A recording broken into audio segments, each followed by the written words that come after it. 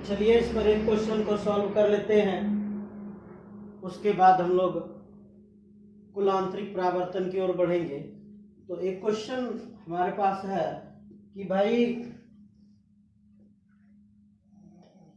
Mu G का मान 1.5 है, यानी ये क्या हुआ जी, ग्लास, कांच, और इसका अपवर्तनांक कितना दिया है, इसका अपवर्तनांक 1.5 दिया है। म्यू ए ये हो गया आपका एयर, हवा, इसका मान कितना दिया है, 1 दिया है। तो कहता है कि क्रांतिक कोण का मान क्या प्राप्त होगा। इसका कहना है कि क्रांतिक कोण का मान क्या प्राप्त होगा। IC बराबर 60।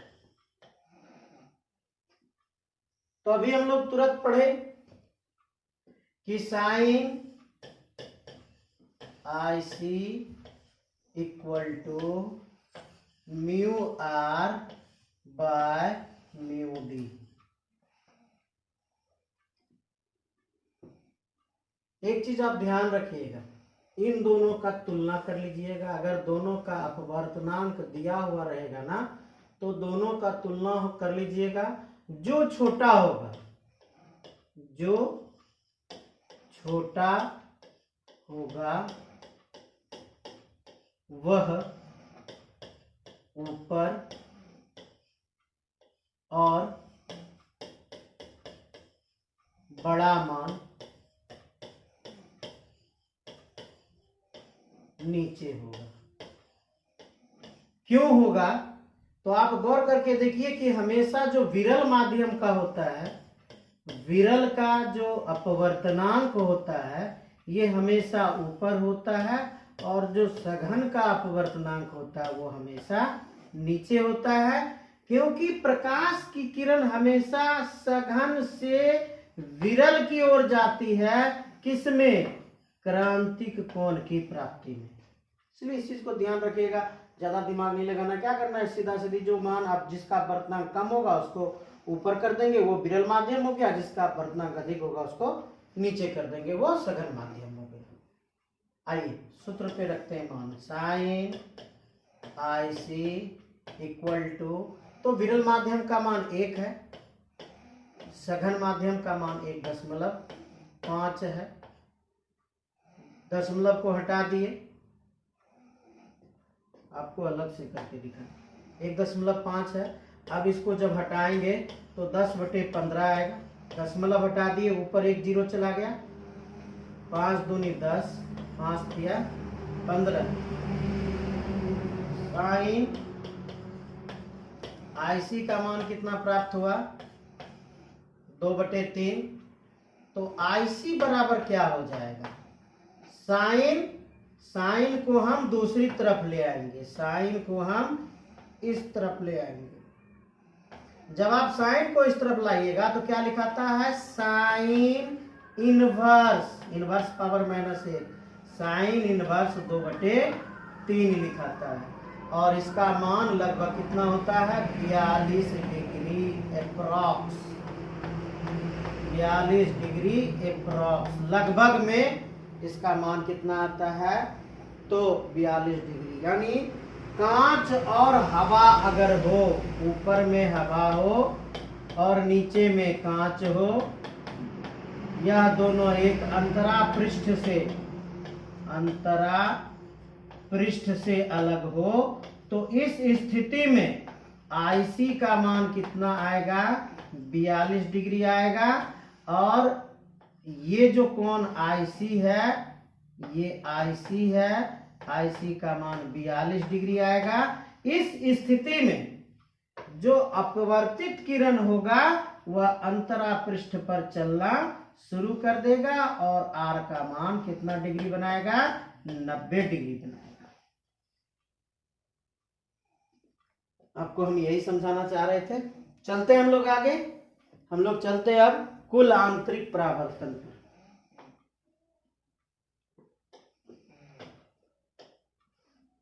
कुल या पूर्ण दोनों लिखते हैं। आंतरिक परावर्तन हम लोग पढ़ रहे थे अपवर्तन, शब्द मिल रहा है परावर्तन। देखिए कैसे क्या होगा। इंग्लिश में कहते हैं टोटल इंटरनल माने अंदर ही अंदर, internal reflection, total internal reflection. आइए इसको देखते हैं। तो हम लोग जो हम लोग जो क्रांति कोण पढ़े थे वहां शर्त पढ़े थे। वहां क्या पढ़े थे? शर्त पढ़े थे, यानी इंग्लिश में क्या कह रहे थे उसको? कंडीशन। इंग्लिश में क्या बोले उसको? कंडीशन बोले। तो आपको इस प्रकार से भी क्वेश्चन दे सकता है कि पूर्ण या कुल आंतरिक परावर्तन के शर्तों को लिखें। तो इसका भी पहला शर्त वही है जो क्रांतिक कोण का शर्त था। इसका पहला शर्त क्या है? प्रकाश की किरण को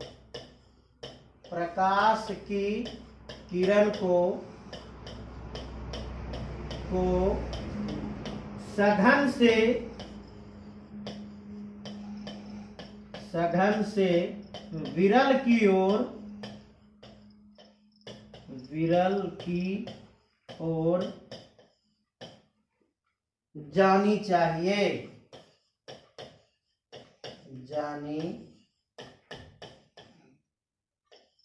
ये पहला शर्त है।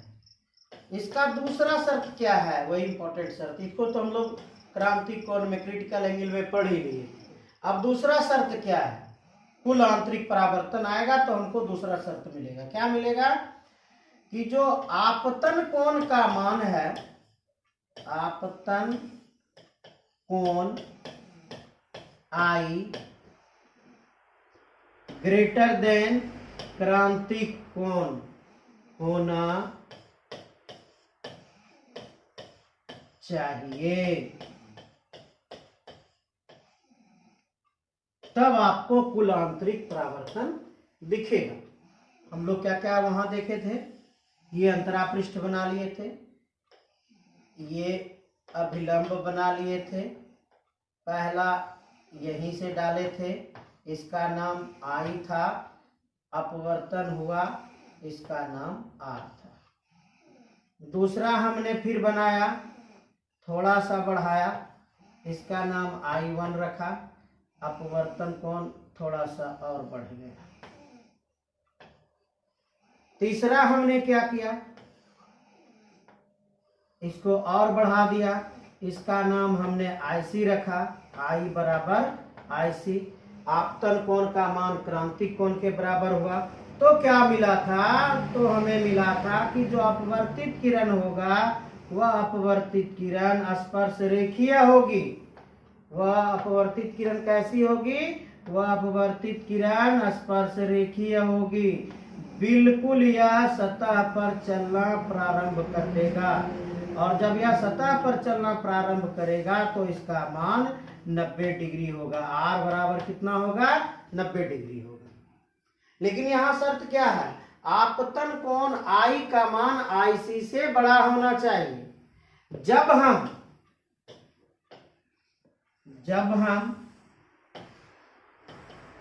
ये जो मान है, इस मान को, ये जो I हम लेंगे, यह बड़ा होना चाहिए IC से। अब आप बताइए कि यह सघन से विरल की ओर जा रहा था, या कहां से कहां जा रहा था? या सघन से विरल की ओर जा रहा था। तो क्या घटना घट रही थी? जो अपवर्तित किरण है यह अभिलंब से दूर हट रहा था। इसमें भी क्या देखा? यह दूर हट रहा था। क्यों हट रहा था? क्योंकि यह सघन से विरल में जा रहा था। इसमें भी क्या देखे, ये भी तो दूर हटा है। अब ये बताइए कि कोण आईसी था, तब यह कहां पहुंच गया था, यह सतह पर पहुंच गया था। अब हमने कोण के मान को और बढ़ा दिया। अब ये कहां जाएगा, अब ये तो सतह के नीचे जाएगा। अगर ये सतह के नीचे जाता है तो यह जो किरण है, यह किरण उसी माध्यम में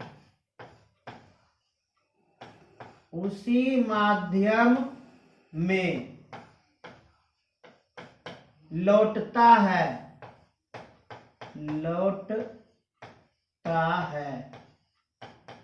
जिससे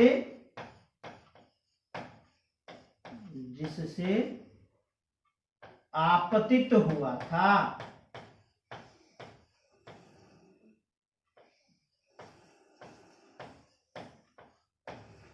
अब आप बताइए कि भाई परावर्तन का परिभाषा क्या था। परावर्तित किरण किसे कहते हैं? सतह से टकराने के बाद आपतित किरण यदि उसी माध्यम में लौट जाए जिस माध्यम से आई थी, वैसे किरण को परावर्तित किरण कहते हैं। तो यह कौन सा किरण हो गया? यह परावर्तित किरण हो गया। यह कौन सा किरण हो गया? यह परावर्तित किरण हो गया। और परावर्तित किरण हो गया तो इसको परावर्तन कोण आर कहेंगे। और परावर्तन के नियम से कोण आई बराबर कोण आर होगा। ये कोण का मान और ये कोण का मान बराबर होगा। इसीलिए इसका नाम क्या पड़ा? यहां देखिए, इसका नाम क्या पड़ा? कुल आंतरिक परावर्तन पड़ा।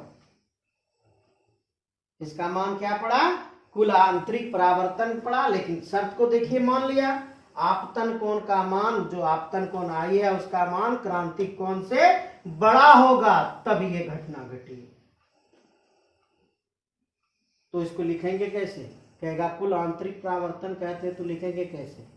इसको लिखेंगे, जब आपतित किरण सघन माध्यम से विरल माध्यम की ओर जाती है तो वह अभिलंब से दूर हटती है। इसी क्रम में जब आपतन की कोण के मान को बढ़ाया जाए तो अपवर्तन कोण का भी मान बढ़ जाता है। और आपतन कोण का एक ऐसा मान प्राप्त होता है जब अपवर्तित किरण अंतरा पृष्ठ पर स्पर्श रेखीय हो जाता है। वैसे कोण को क्रांतिक कोण कहते हैं। जब आपतन कोण का मान क्रांतिक कोण से भी बढ़ा दिया जाए तो अपवर्तित किरण उसी माध्यम में लौट जाती है जिस माध्यम से आई थी। इस पूरी घटना को कुल आंतरिक परावर्तन कहते हैं। यही इसका थ्योरी है। इतना सा बात लिखना है, इन फिगर को बनाना है। अगर शर्त का 2 नंबर का क्वेश्चन, 2 नंबर के क्वेश्चन में इसको पूछा जाता है, शर्त कुल आंतरिक परावर्तन के शर्तों को लिखें, तो यही 2 पॉइंट है। इस शर्त को हम लोग लिख देंगे। चलिए बढ़ते आगे। तो आपको क्या क्या मिला? आपको मिला कि यह अंतरा पृष्ठ है। यह कैसा पृष्ठ है? यह अंतरा पृष्ठ है।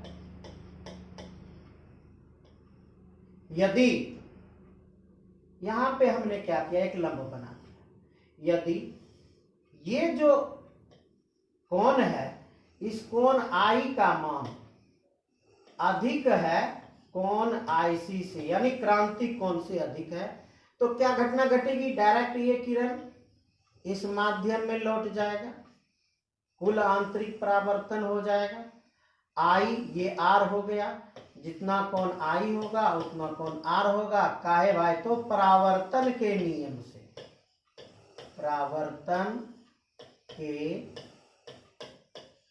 नियम से। चलिए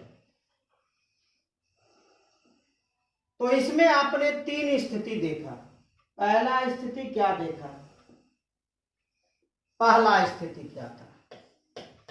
आइए पीछे चले। पहला स्थिति था कि आपतन कोण आई था तो आर अपवर्तन कोण था, यानी आई का मान आईसी से छोटा होगा तो क्या घटना घटेगी? अपवर्तन की घटना घटेगी। नंबर 2, आपतन कोण का मान क्रांतिक कोण होगा तो क्या घटना घटेगी? किरण स्पर्श रेखीय हो जाएगी और आर का मान 90 डिग्री हो जाएगा। तीसरा घटना क्या घटा? क्रांतिक कोण का आपतन कोण का मान क्रांतिक कोण से अधिक हो गया तो किरण उसी माध्यम में लौट गई जिस माध्यम से आई थी। इस स्थिति में क्या घटना घटित हुई? परावर्तन की घटना घटित हुई। तीनों पॉइंट को नोट किया जाए। क्या? यदि आई स्मॉलर देन आईसी तब क्या होगा? अपवर्तन होगा। तब क्या होगा? अपवर्तन होगा। कब? जब प्रकाश सघन से विरल की ओर जाएगी। हम लोग जो टॉपिक में उसी टॉपिक में। नंबर 2, यदि आई बराबर आईसी हो जाए तब क्या होगा? अपवर्तित किरण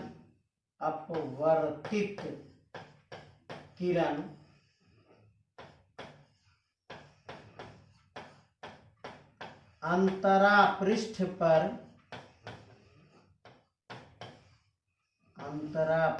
पर स्पर्श रेखीय होगा। स्पर्श रेखीय होगा। और क्या? आर बराबर 90 डिग्री होगा। तीसरा पॉइंट, यदि आई ग्रेटर देन आईसी होगा तब क्या घटना घटित होगा? परावर्तन होगा। परावर्तन होगा, जिसको हम लोग क्या कहते हैं? Total internal refraction. इसको शॉर्ट में कहते हैं TIR। कुल आंतरिक परावर्तन का घटना घटित होगा। यही वाला घटना घटित होगा। कुल आंतरिक परावर्तन का घटना घटित होगा और आपकी यही स्थिति आ जाएगी। इसमें एक चीज और याद रखिएगा कि साइन आईसी का मान, साइन आईसी यानी क्रांतिक कोण का मान जो होता है वो हमेशा कम होगा 1 से, क्योंकि ये 90 डिग्री की प्राप्ति कर लेता है, इसलिए हमेशा साइन आईसी का मान 1 से कम होगा। चलिए धन्यवाद। आप लोग वीडियो देखते हैं, लाइक करते हैं। लाइक तो क्या मिलता है वो देख ही रहे हैं। सब्सक्राइब नहीं कर पाते हैं, इतनी कंजूसी नहीं कीजिए। वीडियो देखिए, अगर अच्छा लगे तो सब्सक्राइब जरूर कीजिए। धन्यवाद।